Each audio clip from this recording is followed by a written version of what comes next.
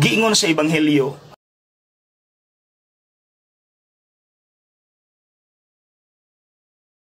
tinuod, ingon si Jesus, paaria kanako ang mga bata, ayaw silag pugni. Pero makaguol, kay hangtod karon gakahitabo gihapon, daghang mga bata gipalayo sa Ginoo ug wala tuguti nga magkinabuhi nga normal. Sama sa mga bata nga gi-abort sa ilang mga ginikanan, walay kalaban-laban.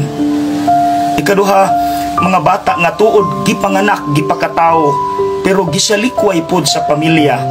So mga igsuon, hinaot paunta atong iampo ang tanang bata nga biktima. Ug ikaduha, atong paningkamutan nga matabangan ang mga bata nga mahatag ang unsay dapat ihatag kanila.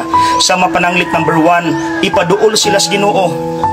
Number 2, paeskwelahon sila.